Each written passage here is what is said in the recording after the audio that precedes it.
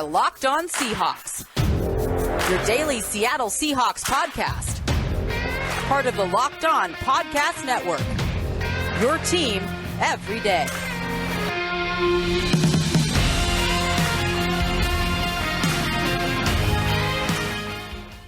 Greetings, 12. This is Corbin Smith, your host for Locked On Seahawks. Joining me as always, my co-host in crime, Rob Rang. Happy Tuesday to all of our listeners. Got a jam-packed episode coming your way. We're going to wrap up our Senior Bowl coverage looking at some defensive standouts who could be good fits for the Seahawks to draft in April. Plus, we'll be continuing our position-by-position review, looking back at the 2021 season for the receiving group and what might be in store in the future for DK Metcalf, Tyler Lockett, and company. As always, thanks for being Locked On Seahawks, your first listen 5 days a week. This episode is brought your way by Get Upside. Make sure to download the Get Upside app and use the promo code TOUCHDOWN to get 25 cents per gallon or more cash back on your first tank. Now for your lead story here on Locked On Seahawks. Potentially some instant breaking news here on Locked On Seahawks. This news is yet to be officially confirmed, but per reports, the Seahawks may have a new passing game coordinator and defensive back coach on the defensive side of the football, replacing Andre Curtis. And no, it will not be Sean Desai, at least based on reports, former Bears defensive coordinator, not the name being thrown out there by Matt Zenitz of On3Sports.com, instead indicating that the Seahawks are planning to name Karl Scott.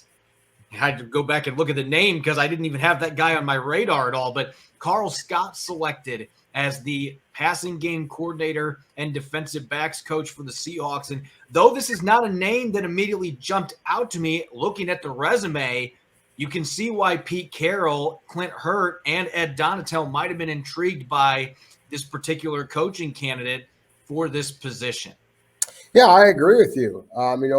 We had thought that there might be a possibility there'd be a young coach from the NFC North Division, and that's exactly what we got. It's just not going to be Sean Desai. It sounds like it is going to be Karl Scott. He spent his last season with the Minnesota Vikings. That was his first season in the NFL. His previous 3 years were at the University of Alabama, and which I think is exciting because of the fact, of course, the Crimson Tide with Nick Saban, they churn out quality NFL players year in and year out. But one of the things I was most intrigued by, Corbin, is the fact that that previous to his time at Alabama, Karl Scott was at the University of Texas Tech. And that is quite the jump from Texas Tech to the University of Alabama to the Minnesota Vikings. And so that's quite the career arc here. And of course, one of the players that he helped tutor would be Patrick Surtain II. And he wound up being, working with Ed Donatel and the Denver Broncos a year ago as well. So there has been some familiarity with Ed Donatel and Karl Scott. And obviously Ed Donatel has been brought in by the Seahawks here. So this is that young, bright mind that, a lot of Seahawks fans have been clamoring for. Maybe it's a different name than expected, but still, for all of those people out there who are criticizing the Seahawks with Pete Carroll just going with the guys that have been part of his own coaching tree and things like that in the past, this absolutely is looking to do something a little bit different with a coach who knows the NFC North and, of course, the Green Bay Packers, Minnesota Vikings especially. I mean, those are two of the most dynamic offenses in all of the NFL. Karl Scott knows them, and so I'm intrigued by this potential hire. Yeah, I think that this is a really interesting hire if it ends up coming to fruition. As of the start of this episode, I've been reaching out trying to get confirmation on whether or not Karl Scott is going to be taking this position, and I have yet to hear an affirmative on that, not to deny the report that has come out. The reporter that released this information has a pretty good track record. And so I'm not denying that this is what is going to happen. It's just at this point, it has not been officially announced. But if Karl Scott ends up being the pick, and that's their new passing game coordinator, as you mentioned, he does only have 1 year of experience in the NFL. So some might look at that as a red flag, but he has ascended up the coaching ladder quickly. This is a coach that was a defensive coordinator at one point at Southeastern Louisiana, an FCS school. He was there for a year. And I've noticed that's kind of the track record. He has been what I call a puddle jumper. He has been going from one coaching job to another seemingly by year. and he's been elevating to bigger and bigger schools at the college level, and then finally made the jump to the NFL last year. And so sometimes with coaches like that, they ascend a bit too quickly and they have to fall back to earth a little bit. You look at the numbers of the Vikings last year, they were 28th in the NFL in passing defense. So that doesn't necessarily reflect well on Karl Scott. But at the same time, they were 13th in the NFL in turnovers created. So clearly he was doing something right with the secondary in that regard. And they were in the top 6 in third down defense as well. And so I think that the secondary has a big part to do with that as well. So you look at his record in the NFL, a brief one at that. There's some good and there's some bad, but he's 36. This is a young guy. He's younger than Sean Desai, who's 37. And this is also a coach. He and Ed Donatel may be familiar with one another, but again, this guy has coached 1 year in the NFL. This is a completely outside the box hire.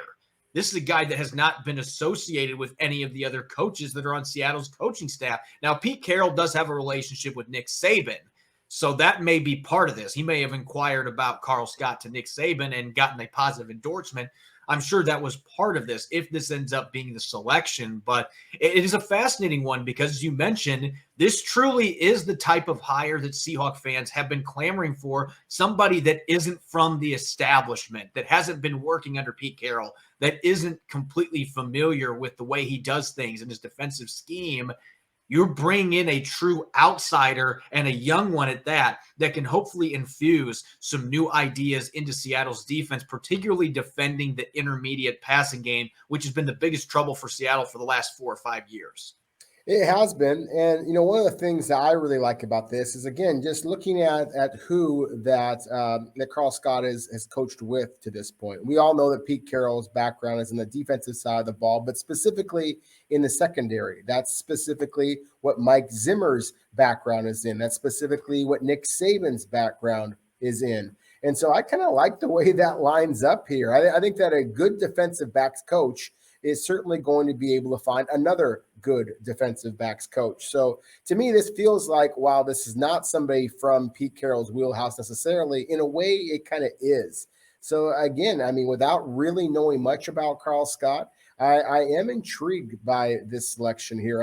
If again, this winds up coming to fruition, but to me, there's some really interesting things there. And I, again, just love the fact that he coached at a big time level. The University of Alabama just, speaks for itself. But you think about some of the players that he coached there, not only, as I mentioned before, Patrick Surtain, first-round pick this past year by the Denver Broncos, had a very successful rookie season. Xavier McKinney, the safety, so it's not just the cornerbacks. Of course, Trevon Diggs, who wound up just leading the NFL in interceptions this past season. Another safety, Deontay Thompson, is actually with the Arizona Cardinals. That's 4 defensive backs that wound up being drafted, 3 of them in the top 2 rounds, just in the 3 seasons that he was at the University of Alabama. And obviously, Nick Saban deserves a lot of credit for that. But at the same time, I do think that it just speaks to the fact that you are getting a guy who has coached at the highest level at the collegiate game, and then went into the NFC North. And that takes a lot of courage to be able to make that jump, to go with a guy who is let's just say, with Mike Zimmer. He's kind of known for being kind of a grumpy kind of a guy. And yet to be able to handle that pressure, to go up against the defense or the passing games that they have in that division, and to have some success. Minnesota had all kinds of injuries in their secondary as well this last year. And so to be able to have the success that they did, to me, is really intriguing. Yeah, I think the biggest red flag with this hiring, and you could say this about any young coach, you're not going to know until you actually hire him. But again, the extent of his coordinator experience is at the FCS level, and he did it for 1 year. Sean Desai at least would have offered you a year of defensive coordinator experience in the NFC North, in the NFL, going against Aaron Rodgers and some of those high-powered offenses.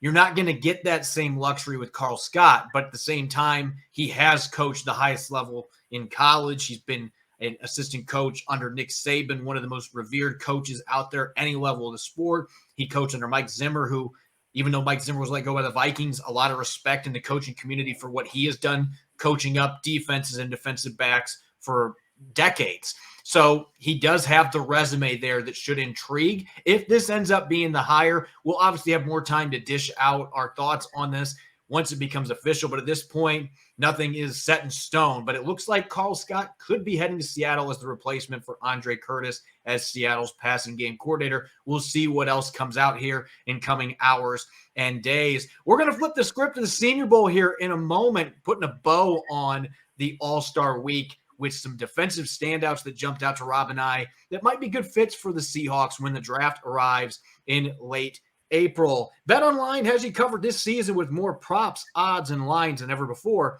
as football continues its march through the playoffs right to the big game in a couple of weeks. BetOnline.net remains the best spot for all of your favorite sports scores, podcasts, and news this season. And it's not just football. BetOnline has up-to-the-minute info on pro and college hoops, NHL, boxing, UFC, along with live real-time updates of current games. Don't wait to take advantage of all the new amazing offers available for the 2022 season. BetOnline, where the game starts.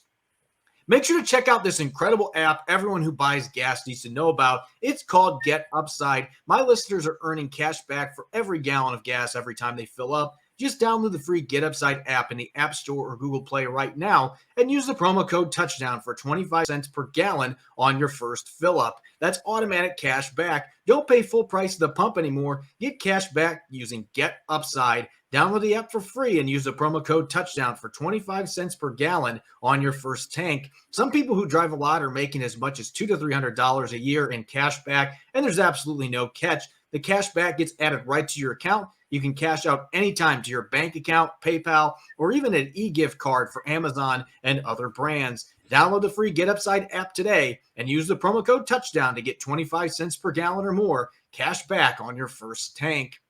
You're listening to the Locked On Seahawks podcast, Tuesday edition. I'm your host, Corbin Smith. Joining me as always, Rob Rang. Thanks for making Locked On Seahawks your first listen 5 days a week. It's officially Super Bowl week. We have got the Locked On NFL podcast team on the ground, courtesy of Get Upside. They're going to be covering the big game coming up between the Bengals and Rams throughout the week. So make sure to subscribe and download on your preferred platform. Finishing up our coverage of the Senior Bowl, it is come and gone. We talked offensive prospects yesterday that suit the Seahawks. We're going to talk defense today, my favorite side of the football, looking at some players. And obviously, this is the side of the football the Seahawks probably have the most glaring needs as well. The good news is there was quite a bit of defensive talent in Mobile. Let's talk some players, Rob, who really impressed you that fit what the Seahawks look for, whether that's physical traits, mental makeup, toughness, you name it. What's one defensive player that immediately jumped out to you this week in Mobile that screams Seahawks? Well, Corbin, there, as you just said, there was so much defensive talent in Mobile, Alabama, that I've been kind of eagerly anticipating this conversation here. One of the guys who really, really reminds me of former Seahawks standout, now currently, unfortunately, for the Kansas City Chiefs, Jarran Reed, would be Devontae Wyatt from the University of Georgia. Georgia, of course, national champions. A lot of guys in the Bulldogs got an awful lot of credit for them. They had the Butkus Award winner and Nakobe Dean. Everybody knows about Big Jordan Davis. Devontae Wyatt was the guy, in my opinion, that really was one of the true difference makers for that team. He's 6'3", he's 310 pounds. He had 7 sacks this past season, Corbin. That's a huge jump from the 2 that he had previous to that. 1.5, is his freshman and sophomore years. He reminds me of Jarran Reed in that he, as I used to describe Jarran Reed back in the day when he was with the Seahawks, is kind of a junkyard dog. It's a guy who just loves to play football, is hyper aggressive, uses his hands well. That was something that Jarran Reed did not do very well at Alabama, but then scouting him at the Senior Bowl a couple of years ago, I saw him get some work with his hands, and you could just see that the light bulb kind of went off. And you could just see that there was some untapped potential with him as a pass rusher. To me, with Devontae Wyatt, I see that type of a game and that type of a mentality. So I don't think that defensive tackle is necessarily the biggest area of concern for this club, especially at that 3 technique position. But at the same time, you asked me about some guys who scream Seahawk. Devontae Wyatt, in so many different ways, does scream Seahawk. The more clips that I watched last week, and again, I wasn't at the practices like you were, so I didn't get to see every rep. I only got to see limited reps on virtual credential, and then obviously I watched the game on Saturday. But number 34 from Minnesota, Boy Mafe, boy, was I excited watching that kid. And I've seen him play in some games this past fall. Minnesota's got a couple other prospects that intrigued me. So I didn't get to watch as much college football this year as I usually do, but I did get to see the Golden Gophers play a few times. I'm a Midwest guy. I love the Big Ten. And Maffei's one of those characters that you look at the stat line. He had 7 sacks this year, which is a decent stat line. He was a third-team All-Big Ten selection. The year before, he had 4.5, but that was in just 6 games in a COVID-shortened season. So he knows how to get after the quarterback, and this guy's a human pogo stick. I cannot wait to see what he puts up for vertical and broad jump at the combine, because this guy can just jump out of a stadium. He's got all the athletic traits. He's oozing with athletic talent. He's got good size, around 6'4", 255 pounds. Perfect size to be a Leo in Seattle's defense. The biggest question marks have been his hand usage. Is he just an athlete? And also his ability to defend the run. While I still have questions about that, can he develop into an every down type of defensive lineman that can defend the run to Pete Carroll standards? That's something that I'm a little bit more cautious about. But after watching him go against top tackles at Mobile, seeing the way that he was able to shed blocks and his hand usage, using some refined counter moves, using him in the game to get a couple of sacks as well, I've been eased with my concerns in that regard. I think this kid has got enough technique that if he's coached up a little more, he could be an absolute monster at the next level. And everybody that follows the Seahawks knows they need a guy that can provide juice off the edge. Maffei absolutely could provide that. Yeah, you stole some of the words out of my mouth there in describing him. I mean, just there's so much untapped potential with him. Such a fantastic athlete, and that's the most exciting thing to me, Corbin. That's why I do think that the most likely scenario has Seattle using their first draft pick, right now slated to be number 41 overall, I believe, on one of these edge rushers, whether it be a Maffei, whether it be a Jermaine Johnson II from Florida State, if he is available. There's just so many of them this year that really look like they should be able to come into the NFL and be able to boost Seattle's pretty anemic pass rush. And so I'm going to mention another guy that is not the same caliber of athlete, but he is awfully productive. That being Cameron Thomas from San Diego State. 20 tackles for loss this season, 10.5 sacks this season, was also very impressive during the Senior Bowl practice. He's not the same caliber of athlete as I mentioned before, but I just love the way he coordinates his hands and his feet. He looks like a guy who is ready to pop right now. And that's one of the things that I think that the Seahawks are going to be looking for a player. I think they're going to have to try and take a different approach than what they've done in the past. Rather than just going for traits, I think they're going to have to look for somebody who's going to be able to come in and make a little bit more of an immediate impact, be a little bit more polished. And so to me, that's why Cameron Thomas, some people just call him Cam, he's somebody to watch, I think, for the Seahawks. When we talk about polish, it's interesting I'm going to be bringing this kid up because I think Jesse Luketa from Penn State is entering the NFL as a true tweener. We're talking about a guy that for 3 years was a linebacker, an off-ball linebacker at Penn State. And then last year, they moved him to defensive end. He only had half a sack. So that transition did not yield much pass rushing production. And yet he goes out on Saturday in the Senior Bowl and gets not 1, but 2 sacks. And his practice clips were really good. And you look at his body, again, he's kind of got that tweener body. He's 250 pounds, 6'3", 6'3.5". He looks like he could be a defensive end. He looks like he could be an off-ball linebacker. In Seattle, though, I really like the scheme fit because the one thing that jumps off the tape, I've watched a number of Penn State prospects over the last week because I see a lot of guys I think could be good fits for the Seahawks, Luketa being one of them. His motor, he constantly is running on hot, and you know that is a key thing the Seahawks are looking for. They want a kid that loves football and plays with a relentless motor. Luketa is going to bring those 2 traits. He's not the greatest athlete, but he makes up for it with his effort and his tenacity. I like him as a hybrid Sam Leo defensive end. I think that he could play both those positions depending on wherever Seattle wanted to use him. But you could see the pass rushing potential. Even if those numbers didn't show up for Penn State this year, you can see why the Nittany Lions coaching staff made that move with this kid because I think there's some upside. He'd be a guy probably early day 3 that I would take a flyer on. I wouldn't draft him much earlier than that. But I think this is a kid that could come in, immediately play special teams for you. And the Seahawks, depending on their linebacker position, the state of that position, could end up playing him pretty early on defense. And I think he could step in and contribute. I do too. And you are absolutely spot on with Penn State. And they are just loaded with defensive talent and a lot of guys who really do scream Seahawks. So, yeah, that is absolutely one of the programs I think that people should be scouting. Another guy that I think kind of screams Seahawks, at least what Seattle has preferred in the past. And that would be the defensive back, Cam Taylor-Britt from Nebraska. He's not quite as tall, not quite having the arm length that Seattle is required. I think it's 31 3/4 inch arms rather than the 32. He's 5'11" rather than the 6 foot plus, but he's 200 pounds. He's rock solid. He played safety previously, made that transition to cornerback this past season, has 5 interceptions over his career. Gets his hand on a lot of footballs, 22 breakups over his career, and it's just the physicality. It's just a different kind of mentality that we've seen from Seattle defensive backs over the years. During the Pete Carroll era, it's like sometimes you see guys that just, that's not a Seahawk guy. He just doesn't play the run. He's not the open field tackler, the hitter, playing with that enthusiasm. Cam Taylor-Britt does not check all of those boxes. And so to me, in a draft class that I think is absolutely loaded at cornerback and is pretty darn good at safety as well, Cam Taylor-Britt to me is one of those guys who, again, screams Seahawk a little bit. You mentioned safety. I'm going to go there, even though I think that Quandre Diggs should be prioritized, assuming that he somehow ends up not being re-signed. There's a chance that could happen.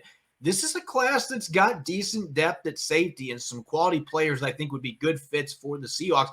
Baylor actually has 2 safeties that I think could make sense for Seattle, but I'm going to mention one that I think would be available on day 3 that has starter upside, and that is JT Woods.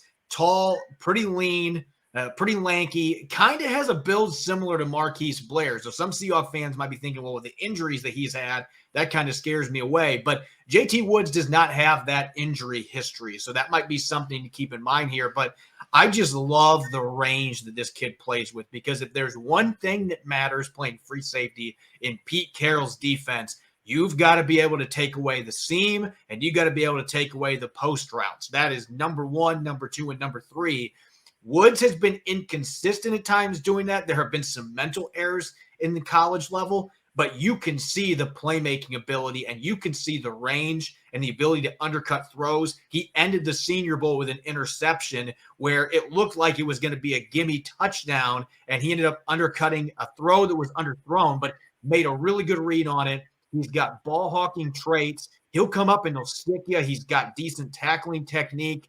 And he looks like he might have a frame that you can add a little bit of muscle to. I questioned that with Marquise Blair. It does look like this kid, you could bulk him up a little bit, and he would still be a really explosive athlete. He'd still have his ball skills. So I'm very intrigued by him. Because he's had an up and down college career, I'd be hesitant to draft him earlier in the 4th round. But I think on day 3, if you're looking for a future free safety, JT Woods could be your guy.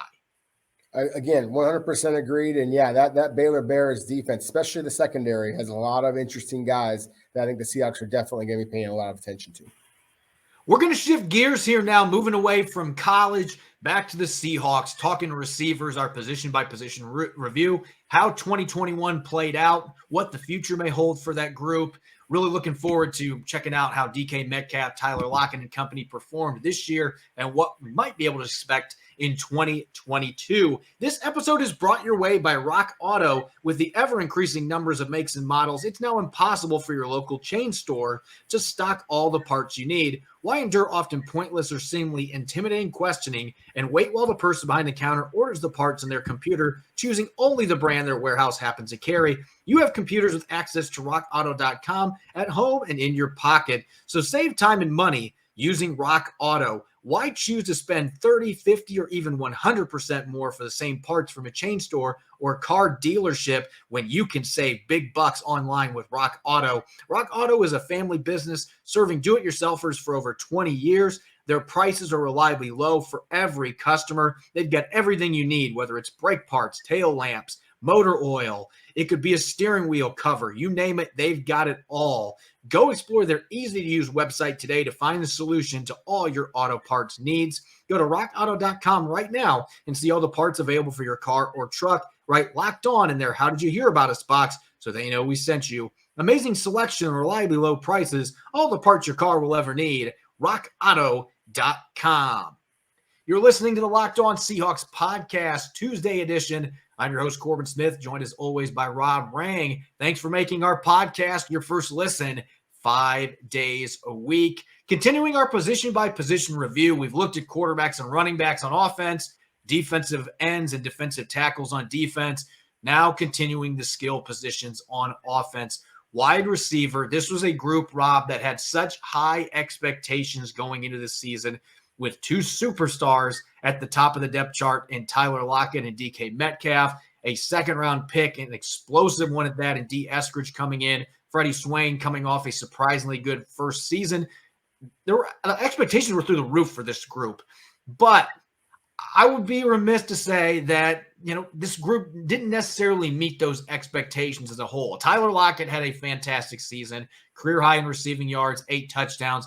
DK Metcalf had 12 receiving touchdowns, but he battled a foot injury. He was under 1,000 receiving yards in 17 games after breaking Steve Largent's single-season record the year before. So overall, disappointing production, given he was expected to take another step forward this year. Freddie Swain's numbers doubled, but he didn't necessarily light it up. D. Eskridge was hurt for a big chunk of his rookie season, and most of the games he played in was a relative non-factor. So while they did have their big plays and they were impacted by the quarterback situation with Russell Wilson getting hurt, Geno Smith playing some of those games, Wilson not being 100% upon his return, there's all these factors, but this group just didn't really live up to expectations, the high ones that were set, rightfully so, before the start of the season. Well, I agree with you. I think there is so much more potential than there was production from the Seahawks receiving core this year. I mean, I think that, we all see what a physical freak that DK Metcalf is. And for a variety of reasons, I think that he is going to be, probably going to have the biggest season of his career this next season. I think that the fact that he is entering the final year of his rookie contract, I think he's going to be incredibly motivated. Obviously, Russell Wilson coming off of the injury that he came off of, and, knock on wood that you hope that both those two players stay healthy. Tyler Lockett is Mr. Consistency. He's absolutely unbelievable with how savvy of a route runner he is, how the incredible straight line speed, and just the body control, the secure hands that he possesses, the durability that he has shown over his career. But at the same time, when you have a couple of receivers there, Corbin, who basically averaged 75 catches this past year between the two of them, and then the next closest wide receiver, in Freddie Swain had 25 catches, then it's such a huge drop-off. And we are seeing the way that the NFL is going now. And we talked about this before. There are some out there who believe that your team, or at least your offense, is only as good as your third best receiver. The Seahawks simply cannot have that much of a drop-off. So whether it be Freddie Swain, whether it be D. Eskridge, somebody has to kind of step up. At the wide receiver position. We've talked before about tight ends and things like that. But I mean specifically at the wide receiver position. That is something that I do expect the Shane Waldron's offense really to take a whole different step next year. Yeah, Tyler Lockett was really the only receiver, and I guess I could include Freddie Swain in this as well. I think Freddie Swain's numbers overall were better than I anticipated that they were going to be. He did benefit from 2 badly busted coverages for 2 of his long touchdowns. And, if you watch the games closely, you notice those type of things. And obviously that inflated his stats some. And defenses are going to make those busted coverages. You got to take advantage of them. So that's not knocking him. But this group, it feels like a broken record, because what was the big thing we were talking about all offseason this time last year? We said Seattle needs to get a third receiver, whether that being an elite tight end, or they need to get another receiver that can run routes from the slot and outside that can do damage. And D. Eskridge, they were hoping was going to be that guy, and they still hope that he's going to be that guy. But as a rookie, that was not the case, and really things just got off to a bad start. And this has been an issue chronically for the Seahawks with their early round draft picks, guys coming to training camp and either already being hurt or getting hurt early in camp or in preseason games. He had a foot injury that he was dealing with, was able to come back late in training camp, was behind the 8 ball, is out there for the season opener, makes a couple nice runs on jet sweeps, gets concussed on a really bad hit on the sidelines. We don't see him for 7 games. And then upon his return for the first few games, he's back. He hardly plays any snaps on offense. You got to see one game against the 49ers where he caught a touchdown, had over 30 receiving yards. But aside from that, he really was a non-factor. They could not get him involved. Freddie Swain's numbers were fine, but for a number 3 receiver, they're not what you're expecting in today's NFL. Penny Hart only got a handful of opportunities. They didn't really have anybody else on the depth chart they were comfortable giving a lot of snaps to at the receiver position on offense either. So it feels like we are kind of in a time loop here, even though D. Eskridge is still a high upside player that we expect when healthy can be a difference maker for this team. It still feels like you've got Tyler Lockett, you got DK Metcalf coming off of a season where I think his foot really was a big part of the reason his numbers were not as good as they could have been. But you've got those two. You got Freddie Swain, who's a solid 3rd or 4th receiver. And then you've got D. Eskridge. I mean, what else do you have? It feels like they're still trying to figure out that number 3 receiver situation, and they're hoping D. Eskridge is that guy. But at the same time, you are wondering, could there be some changes again this offseason, trying to bring in another guy or two to compete to see if they can finally get a 3rd receiver behind Lockett and Metcalf that really is dangerous and really forces the defense to account for them. They just haven't had that the last 2 years. They have not, and they kind of gambled on guys like Philip Dorsett, and other receivers out there. Of course, Josh Gordon a couple of years ago. They clearly wanted to be able to find another big play receiver that can really take advantage of Russell Wilson's just incredible accuracy on the deep ball. And so that's one of the ways that I do think that this team can look to improve itself, whether it be a free agent, a veteran, or it be a wide receiver class that is, again, another good one. But I just have so much expectations for D. Eskridge. I mean, where I was disappointed in was the fact that at times it just felt like that he didn't know where he was supposed to line up. And of course, some of that is the fact that he did move so many different positions while at Western Michigan. As you mentioned with the concussion, I mean, certainly his head had to be pretty foggy. And so that is obviously part of why that he was not able to get onto the field, and play more of a consistent role for Seattle, because he just didn't have, a great mastery of Seattle's offense. You would expect that to take a big step forward. But to me, one of the things I think has to keep the Seahawks awake at night, Corbin, is the fact that, DK Metcalf, for as big and imposing as he is, that college background, the lack of durability that he had in college is frightening. Tyler Lockett with his slim frame is frightening. Both of them have been incredibly durable over their NFL careers. They deserve a great deal of credit for that. But at the same time, if either one of them were to miss any kind of significant time, that could Who are you going to lean on? Exactly. That could be a season ender for you.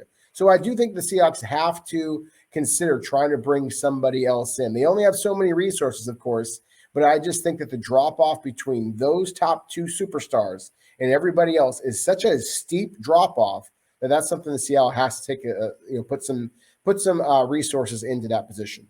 And I'm just going to say it right now. Going into next year's training camp, we'll see where things stand depth chart wise. They might add somebody in free agency, or maybe they'll draft somebody on day 3 to add to this group. But I would like to see Cade Johnson, a player that you and I talked about a lot last draft season. We thought he was going to get drafted. He didn't. The Seahawks signed him as an undrafted rookie, and he actually got cut at one point off the practice squad. They re-signed him a couple of days later, but he never got called up for any games. He's such a savvy route runner with really soft hands, knows how to play the game. It just seems like he'd be a guy. I saw him make some plays on the practice field during training camp. The few times he got to play with Russell Wilson, you saw those two connect. That is one name that's going to be coming back this year that you're wondering going into year 2, could that maybe be a guy that comes in and really takes a big step forward in his sophomore season and plays his way onto this roster in 2022? That would be the one name looking towards the future that I still have some optimism about, even with him not getting any chances to play in regular season games this year. I've seen what this kid can do on tape. I've seen him at practice. Just such a savvy, high IQ football player that's got the route running ability in the hands. Might not be the greatest athlete, but he's got good quickness in and out of his breaks. And again, you add the mental aptitude with that. I just think that he's a kid that can help this football team, at least as a secondary receiver next year. So that might be one name to keep an eye on. And of course, D. Eskridge making that big leap if you can keep him healthy. That was the big issue this year. Missing all that time, I think that had a big reason, was a big reason behind why he struggled to get positioned right too, is because he wasn't getting the practice reps being out. Mental reps only go so far when you're talking about running plays and stuff. So you're hoping you can get Eskridge playing at the level that you believe he's capable of. I think Cade Johnson is a kind of under the radar sleeper still that could have an impact next year. We'll see if Penny Hart's still in the mix, but it feels like largely that this is going to be the same group we saw last year. There may be a new piece or two added, but they just got to figure out, guys behind DK Metcalf and Tyler Lockett, how can we have a player or two emerge from that group so that we have 3 or 4 viable receivers and it takes some pressure off our top 2 guys? Yeah, no question about it. And again, I would not be surprised at all to see Seattle, use one of their later draft picks this year to be able to try to add a little bit more size to that receiver position. I really like D. Eskridge. I like the contact balance. I like the physicality for a wide receiver. Just his frame, it's really intriguing. Seattle hasn't had a guy like him since maybe Percy Harvin, that kind of Golden Tate Percy Harvin kind of a build to him. And then you mentioned before with, Penny Hart and, of course, Cade Johnson. I mean, a little bit more of the Doug Baldwin kind of classic slot receiver type of guys. But I just don't see anybody else who has wheels that has some size as well. And so that, to me, is one of the things that I think the Seahawks are lacking. Again, Freddie Swain's a solid football player. I like where his kind of career trajectory so far. I just want to see a little bit more consistency. Yeah, I agree with you. The one thing that this group really needs, they need another bigger body receiver that has some wheels, that can create some matchup problems downfield. I think they were partially hoping that Colby Parkinson was going to be that guy, but yet they're inline blocking him more than he's out running routes. And so that seems to have changed in terms of plans. They need another bigger receiver that can move, can win contested catches, can high point the football. So that might be something you see them look for, like you said, on day 3. I largely expect this receiving core to look like it did last year, though, mostly be kept intact after this offseason. Thanks for making Locked On Seahawks your first listen 5 days a week. Now make your second listen Locked On Bets, your daily one-stop shop for all your gambling needs. Locked On Bets is hosted by your boy Q with expert analysis and insight from Lee Sterling. You can follow me on Twitter at Corbin Smith NFL. You can follow Rob at Rob Rang. Make sure to check out Locked On Seahawks on Apple Podcasts, Google Podcasts, and of course, 5 days a week streaming on YouTube. Coming up on our Wednesday episode, we're going to be taking a look at the linebackers as we continue our position by position review. We're also going to be taking a look at one of the biggest names set to hit the market for the Seahawks as an unrestricted free agent. Share our thoughts on whether or not he's going to be back in 2022 and beyond. You won't want to miss it. Thanks for listening in. Enjoy the rest of your Tuesday. Go Hawks.